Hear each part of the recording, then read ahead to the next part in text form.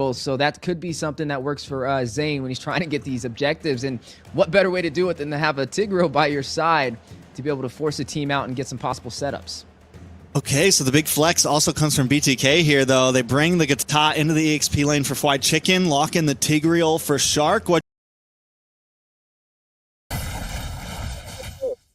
do we think?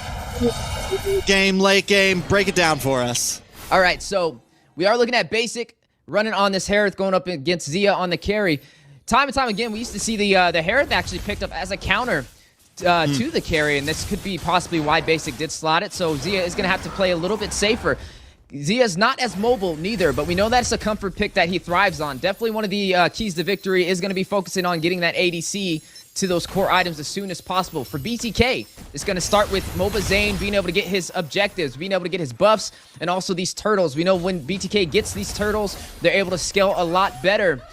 And if they can deny Cloud9 the early phase, they may be able to go for that early finish like we've seen in yesterday's matches when they were going up against Gosu and Nighthorde. But they have to watch out with Cloud9, especially because Shark is running on this Tig. He can be very aggressive. He can deny the invasion plays from Cloud9 if they do want to try and go in, delay MOBA Zane from his normal farm rotation. Yeah, I mean, BTK has been known to at least do pretty well in some of these skirmishes. Last time Cloud9, I think, really beat them in the macro game, really beat them in map control. Something else to point out is Zia does go for the Flicker here, right, instead of the Purify, which I think early game might be a little more helpful. When we creep into, mid to late game, it could be scary. I think Flicker might be the more aggressive skill here. Be able to chase a bit more, be able to reposition more. But if that Ruby locks on at any point, it is going to be scary. It could be checkmate for Zia. So he's really got to play. He's got to bring out his mechanical prowess using that Flicker. And they are going to have to watch out for this chip. You kind of mentioned what impact it has. Nice, I'm offended. Does lock on. The Lantern Flare pulls Shark in. He might not be able to get away from this. Force use second skill just to get away, actually. Nact still holding the front side. MOBA Zane trying to find a way to this turtle, but Cloud9 not rushing it at all. They're going to back away. Best player still not there. As we do see Nact start to kind of, keep vision on it, but BTK also taking their time as well. Yeah, now best player is going to rotate to it, try and make the advantage with the separation. Zane not in distance for a retribution play. Does he go for it? Eternal Guardian does come down. Turtle goes to the side of Cloud9. And everybody just disengages. We saw... Oh, wait a second to the boss side. Zia with the first blood up against Basic. 1v1. Well played. Well, that's a trade, right? Even though they were not able to... Oh, Shark! Shark has to use the Flicker to get away. All right, we're 3 minutes in, Weezy. Already kill. A couple almost kills after that. Yeah, good trade, though, on that turtle with the 1v1 matchup. Zia able to take down Basic. The hair is supposed to technically be the counter, but it's not looking like that's the story today. We know Zia's very comfortable, already picking up that crossbow to work in his favor. You need to be careful, right? It's the ticking time bomb when you have a carry who's scaling, especially this early. Not able to get that turtle, though, is going to hurt BTK just a little bit, and it's a good objective from the side of Cloud9. But look at MOBA Zane. Look at Shark. Yeah. They want to continue to put that pressure in the gold lane. They want to build upon that. If they can delay Basic and shut him down even further, it can help them toward that mid game. The implosion does land on to Basic, and he's taken out again. That's 0 and 2.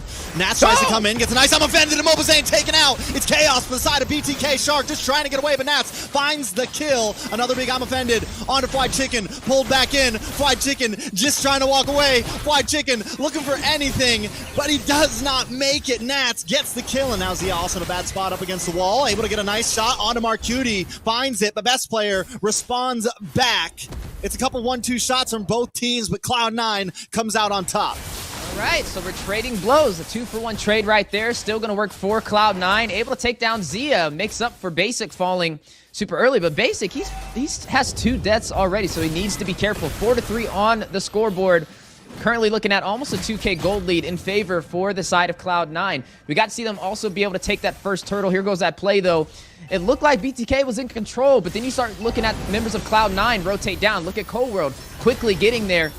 A good punish, but the I'm offended play is what really shines there from Nact to keep Zane in position and to be able to shut him down. Shark falling right beside him right there in that engagement.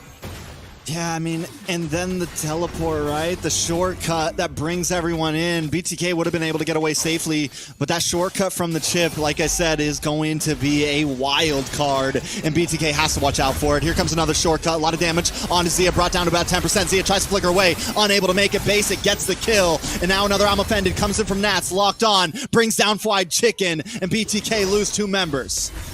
2 members falling for BTK. Need to be careful. Now a 6-3 lead. 2 turtles as well on the side of Cloud9. They are climbing in this economy. Now up by 2,000 gold. Highest kills in the game is going to be over to best player, tied with Nats. And now putting on that pressure for the top side. mlbb forced to help clear with Shark.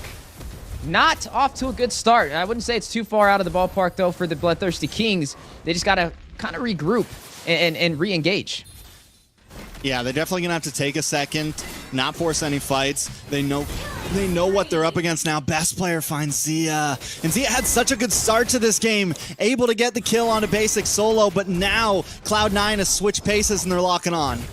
Yeah, best player gonna quickly try and do some damage onto this turret. Marcutie.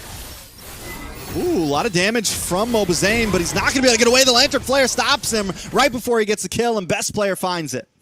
All right, so first turret is going to go to Cloud9. Another objective on their side, slightly faster to the punch over BTK, who has yet to find an objective so far. We kind of said one of those keys to victory was mlbb able to get these turtles or finding a trade-off and finding a possible turret.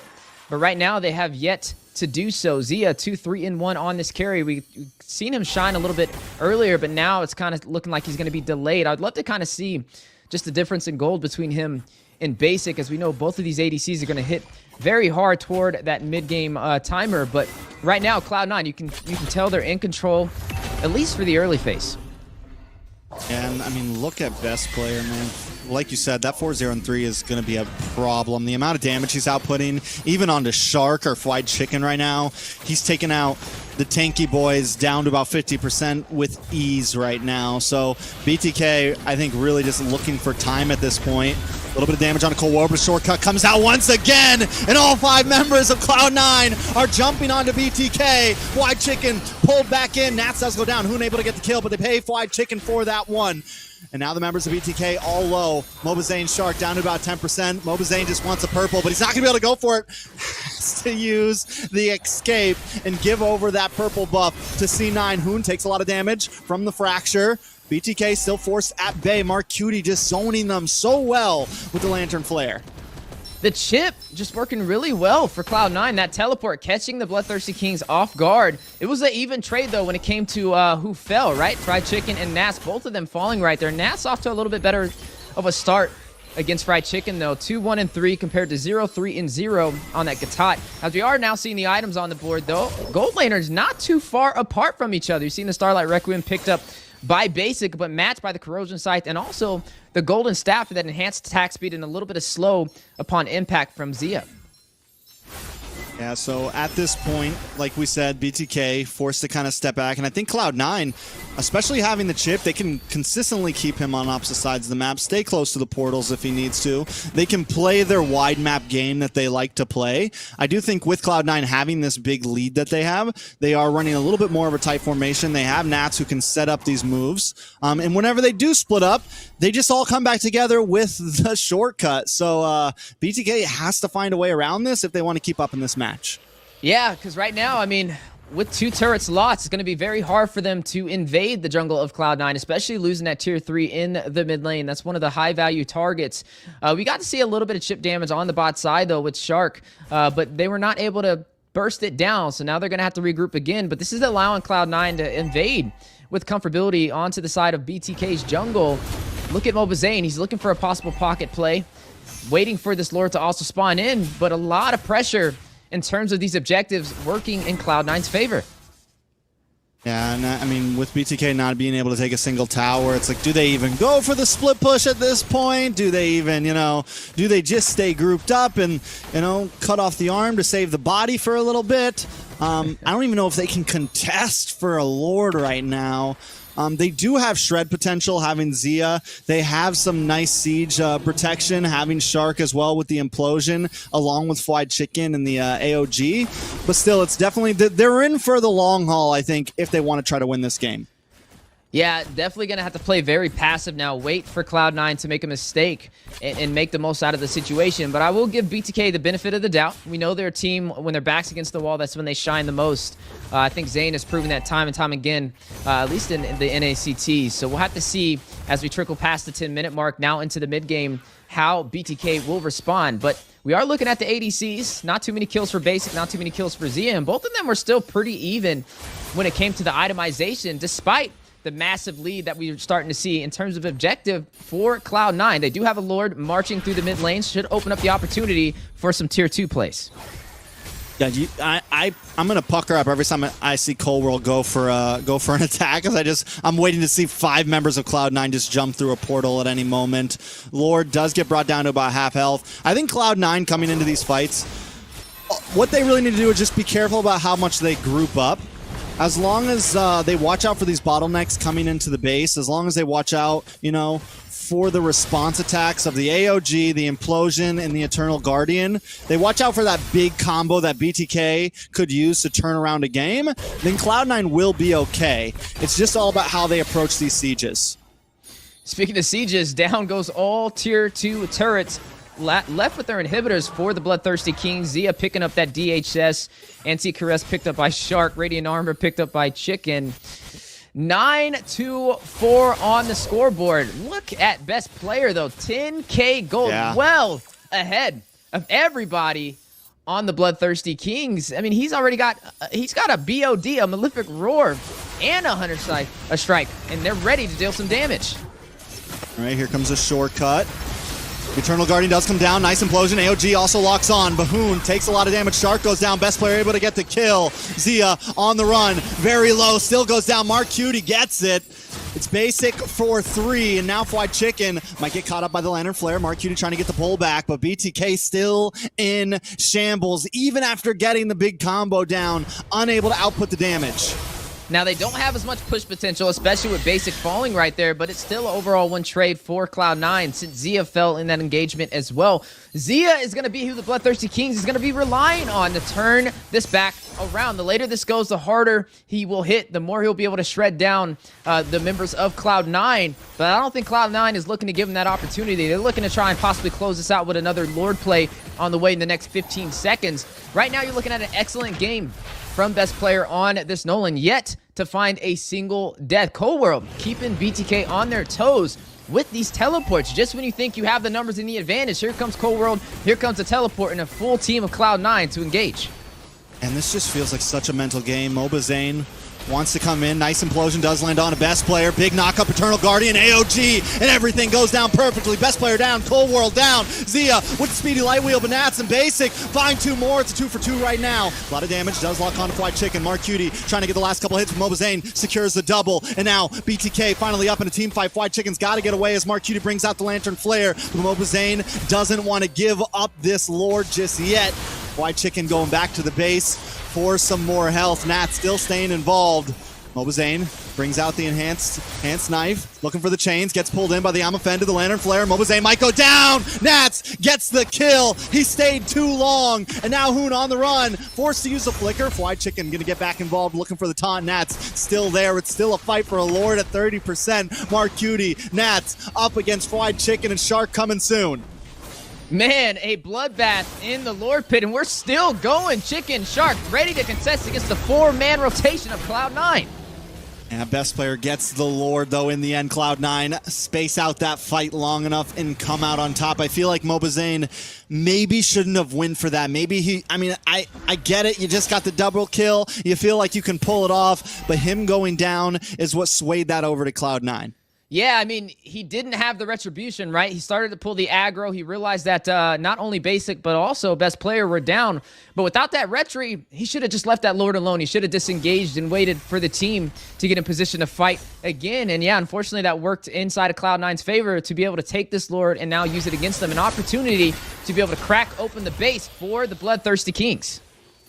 All right, so Lord encroaching onto the top inhibitor. It goes down. 2 left standing for the side of BTK. Best player dancing back and forth. Shark looking for the big implosion play. Looking for anything. Gonna get I'm offended back in. Taken out before he can even pop an ult. Basic drops him on force. Starts out putting the damage. Fried Chicken brought low. Taken out as well. Basic with the double kill. Hoon does find Nats in the chaos, but it's still a 2-for-1 and minions are still coming.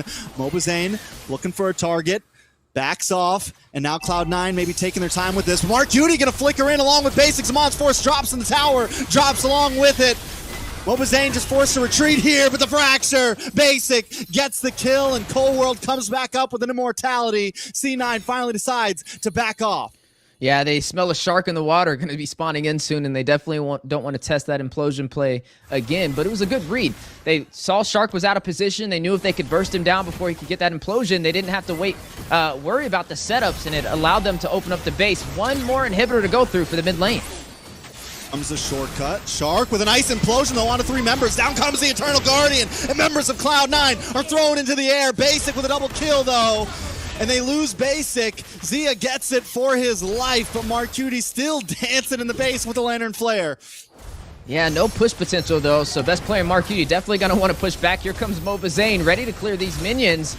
Do they go in for the engagement? They're still holding it down in the mid lane with just best player in Mark Cutie. Possibly checkmate right now up against the Bloodthirsty Kings for game number 1. Not too much insurance behind the Bloodthirsty Kings with only that inhibitor in the mid lane standing. You're already seeing some of the immortalities being picked up. Shark picks one up. You're seeing the Rose Gold Meteor picked up over there by Zia as well for some additional shielding. He picks up the Wind of Nature on top of that, worried about the physical damage possibly coming out and bursting him down.